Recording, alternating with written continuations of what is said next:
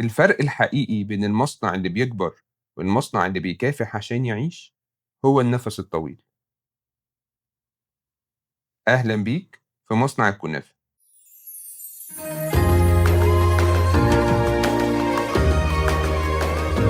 في مصنع الكنافة عندنا طاقة كبيرة جدا في إطلاق المبادرات الجديدة.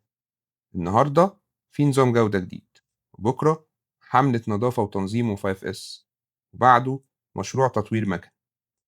الحماس بيستمر أسبوع، والصور بتتصور، والكل بيبقى في قمة نشاطه.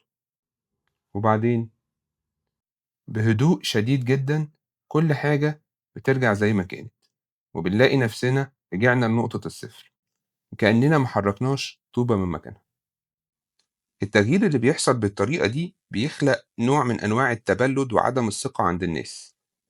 الناس بتشوف إن الأنظمة دي بتيجي وتروح، بيتعود إن أي نظام جديد هو مجرد فترة وهتعدي، فمحدش بياخده بجدية ولا بيستثمر فيه مجهود حقيقي.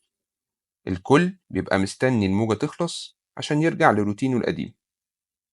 المشكلة هنا مش في ذكاء الناس ولا في قلة إمكانياتها. المشكلة الأساسية هنا في غياب النفس الطويل والمتابعة اللي بجد. التطوير مش زرار بنضغط عليه عشان يغير الواقع. التطوير ده عضلة محتاجة تمرين يومي وانضباط. لما الإدارة بتنشغل عن المتابعة الوضع القديم بيرجع تاني. عدم القدرة على تثبيت التحسين وإن إحنا نخليه جزء من الشغل بيخلي أي مجهود نبذله يتبخر في الهوا ويتحول لمجرد تجربة.